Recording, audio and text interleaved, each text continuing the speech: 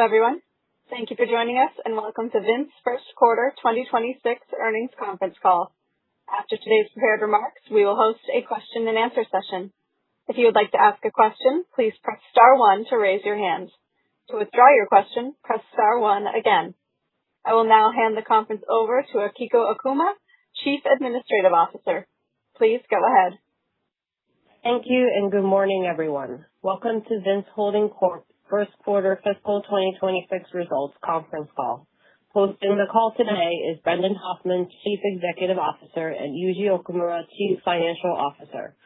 Before we begin, let me remind you that certain statements made on this call may constitute forward-looking statements, which are subject to risks and uncertainties that could cause actual results to differ from those that the company expects. Those risks and uncertainties are described in today's press release and in the company's SEC filings, which are available on the company's website. Investors should not assume that statements made during the call will remain operative at a later time, and the company undertakes no obligation to update any information discussed on the call. In addition, in today's discussion, the company is presenting its financial results in conformity with GAAP and on an adjusted basis. The adjusted results that the company presents today are non-GAAP measures. Discussions of these non-GAAP measures and information on reconciliations of them to their most comparable GAAP measures are included in today's press release and related schedules, which are available in the Investors section of the company's website at investors.vince.com. Now I'll turn the call over to Brendan.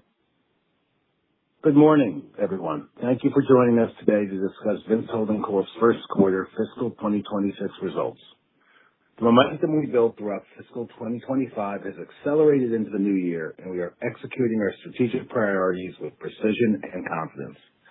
I'm pleased to report that Vince delivered a first quarter performance with net sales up 10.5% compared to the prior year, reflecting strength across both of our channels. Direct-to-consumer sales grew 15.6%, and wholesale increased 5.9%. Our direct-to-consumer segment continues to be a standout performer. From store remodels to enhanced e-commerce capabilities, from expanded marketing support to the launch of dropship capabilities, we are creating more touch points and more compelling reasons for customers to engage with Vince. Q1 delivered outstanding performance in full-price customer acquisition, driving double-digit growth in both new and reactivated customers, proof that our brand is resonating and our strategy is working. Our wholesale business is equally robust, with after-register sales up low double digits with U.S. major accounts and relationships with key partners strengthening and benefiting from the broader resurgence in contemporary. Customers see real value in our product, appreciating the quality of the design and the effortless style that defines Vince. In women's, our strongest category was woven tops, including solid blouses, prints, and new cotton woven programs. We also saw strength in pants through the expansion of our core pant fabrications and additional color options and novelty prints. Dresses gained momentum at the end of Q1, driven by knit dresses and elevated event dressing in printed silks. In men's, we continue to see significant growth across all channels, driven by novelty textured knits and polos. We're also seeing increases across all linen categories and sets. Head-to-toe dressing has elevated our average transaction values, with expanded offerings driving higher bottom sales penetration. Our men's business remains a significant growth opportunity. We're on a clear path towards 30% penetration over time. We are leaning into high-potential areas, particularly in our direct-to-consumer channel. In e-commerce, our dropship business is expanding our reach without inventory risk. While still a small portion of the business, we recently launched handbags, belts, and accessories in Q2, in addition to shoes, adding another dimension to our offering. In our store business, we are continuing targeted remodels and strategically looking to reposition in existing markets and lifestyle centers where traffic and productivity trends are strongest. This summer, we will amplify store traffic through activations in key markets. Looking ahead, I'm more confident than I've ever been in this business, and we are pleased to be raising our full-year outlook. Over the last 12 months, we have fundamentally raised the bar for Vince, establishing a new baseline for growth. We're executing with discipline, our brand is resonating, and our customers are responding. This performance has extended into the second quarter, with sales trends running above low double-digit quarter to date.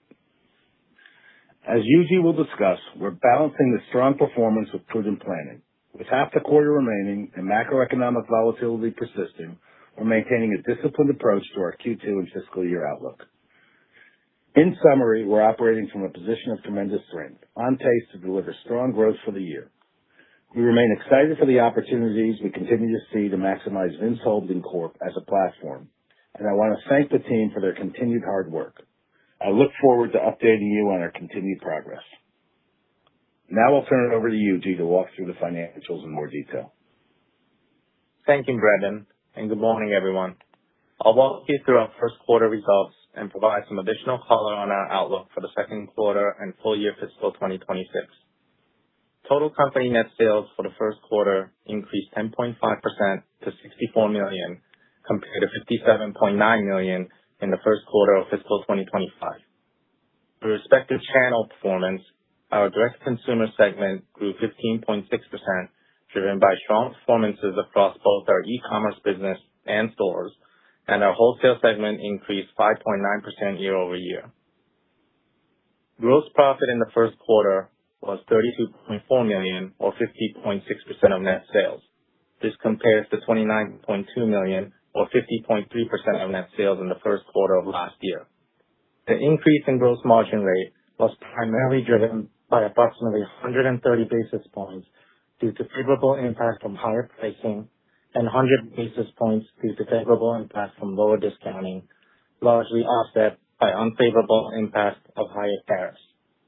Selling, general, and administrative expenses in the quarter were $35 million, or 54.7% of net sales, as compared to $33.6 million, or 58% of net sales for the first quarter of last year.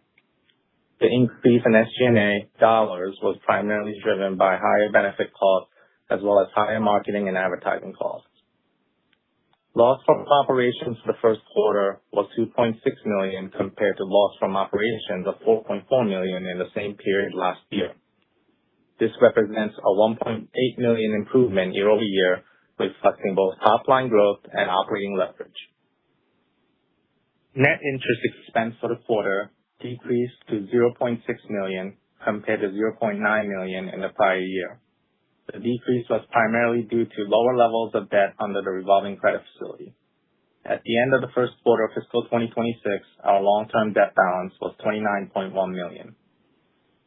Income tax benefit was $0.4 million compared to zero income tax benefit in the same period last year.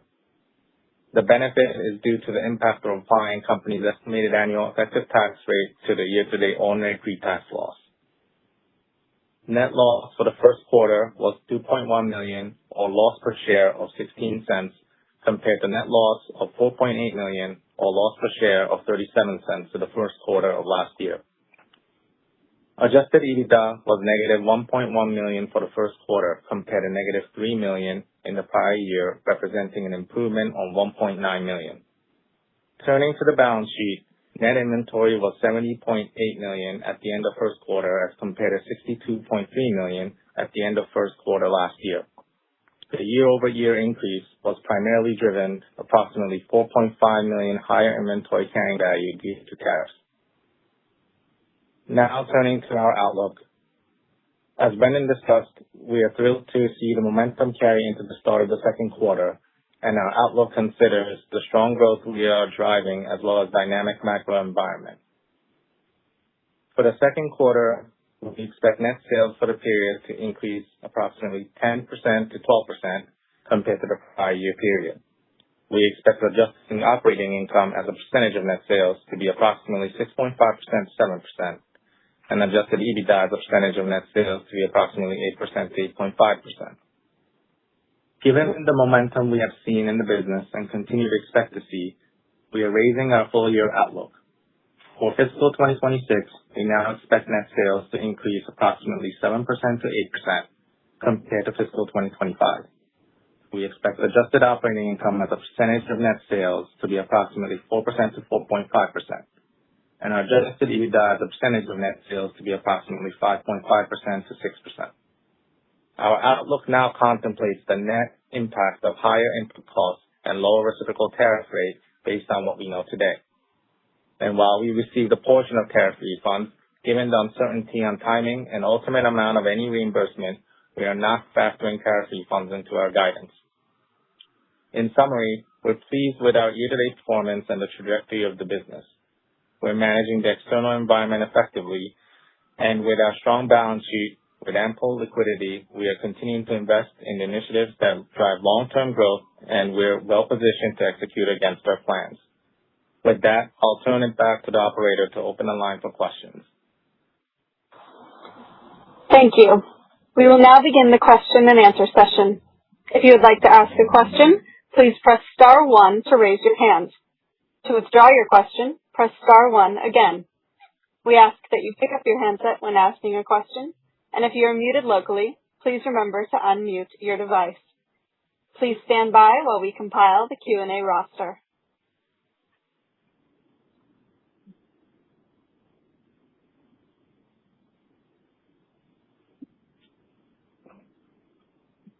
As a reminder, if you would like to ask a question, please press star 1 to raise your hand.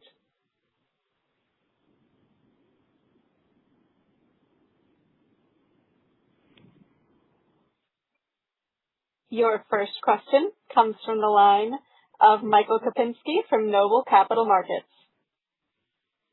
Your line Thank you, is and open. first of all, congratulations on your quarter. I was just wondering, to what extent do you believe the current acceleration in revenue is being driven by favorable category trends versus company-specific execution, and how sustainable do you think that advantage is over the coming years? Yeah, thanks, Michael. Well, as I said in my remarks, I definitely think the contemporary segment is having a moment now with some tailwinds, but I feel even more confident that Vince is at the top of the list. I mean, we speak to our wholesale partners and we see where we rank. We see the increases we're getting, so I think a lot of it is our execution, the great product that continues to flow through. I mentioned that the consistency of the team that's now been together largely for 7 years is a big factor, and they just keep evolving and elevating the product, and then the team behind it finds ways to expand it commercially. So I think it's a combination of both things, and as I said, we haven't seen any slowdown right now. Gotcha. And then with your debt at $29 million, $31 million excess revolver availability, how are you thinking about balance sheet priorities and as profitability improves here?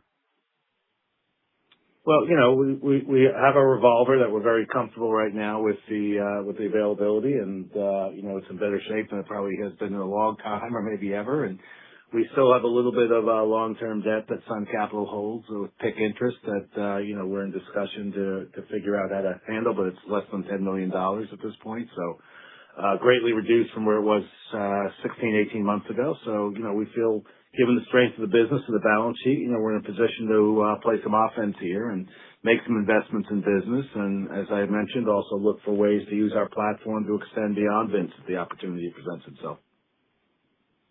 Gotcha. That's all I have for now. Thank you. Thanks, Michael. Your next question comes from the line of Eric Feeder from SEC Research. Please go ahead. Good morning. Hey, Eric. Good morning. So could we get an update on Saks, where that stands, and how that fit into the guidance for this quarter and the year? Yeah, well, we're certainly in a much better place with Saks Global, which is Saks, Neiman, and Bergdorf for us than we were a year ago. We continue to manage it very closely with their senior management team, but we came into the year planning it very conservatively and planning it down from last year. I think we mentioned last year it was about 7% of our business, so certainly much smaller than our other wholesale accounts at this point. But we've been pleasantly surprised with the strength of the business there, and so we're seeing orders increase, and they've been good partners in terms of going through this bankruptcy process. I read what you read, that they're coming close to emerging, and a healthy Saks Global, even though it's slightly reduced in terms of footprint from what was a year and a half ago, is terrific for Vince and good for the industry. So that presents some upside for us as we look in the back half of the year and into 2027. Right. When you look at renovations to stores, A, how many should we be thinking about this year, maybe next? And B, what kind of the financial impact from those kind of, I don't know, payback, or what kind of metrics do you see when you upgrade a store? Yeah, well, last year we did quite a few renovations at the beginning of the year, and in many cases it's to kind of retrofit the aged stores that we don't really need cash wraps and big registers in the stores. So it opens up the stores. I know you've seen Greenwich and seen it firsthand, and gotten great payback where we've did the renovations last year in Greenwich and Stamford, California, in Mercer Street, just to name a few. This year, over the summer, we have plans to upgrade Abercrombie out in California and Scottsdale.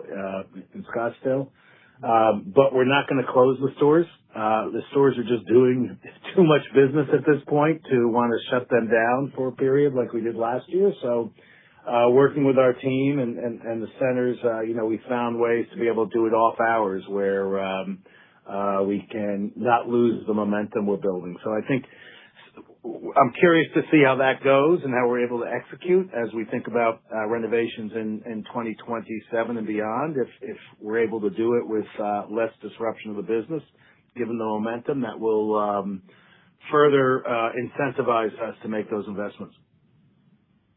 Oh, interesting. Okay.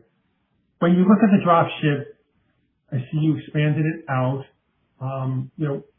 Help us out here. How does the drop ship help change kind of the ability for stores and for your ability to drive higher returns?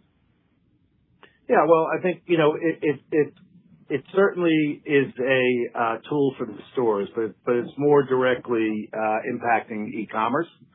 And I think that anything we can do to expand the offering to the consumer beyond just, what's traditionally been an apparel and shoe-based company provides the consumer more choice and more reason to spend time on the site or in the store. And, I think I know it increases our units per transaction as they have further opportunities. So we continue to be thrilled with shoes, which was what we launched 6 months ago. Now we've added these other categories just recently.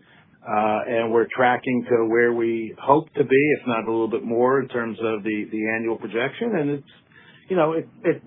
it's a meaningful number in terms of just continuing to grow the business. And so we have our store manager conference next month, and that's one of the topics is how do we better utilize drop ship that's online in our stores. And the stores are keen to do that. So we continue to get great support from Authentic Brands Group, our partners there, as they look to further expand categories. And I think it's pleasantly surprised us how accretive that's been, both, as we said, in things like dropship, but also in brand awareness. And so they're looking to do or have signed up licenses in categories like home and kids and swim. And, we're very active in terms of partnering with them to make sure it fits into the Vince aesthetics and design, and creative team's very involved. So it's been a really energizing and beneficial relationship for both sides. Right. And one last one, suiting. We saw that this summer you guys switched over some linen suiting that went really well. How should we be thinking about that in terms of expanding men's suiting in more stores this year after testing it last year? Thanks. Yeah, well, again, that's through Peerless, one of the ABG licenses. I happen to have done business with them for 30 years at this point, so know them quite well, and they're the leaders in the field. And I've been really impressed with how they've elevated their product from what I've dealt with them in the past. And the customers definitely reacting to it, as you mentioned from last summer.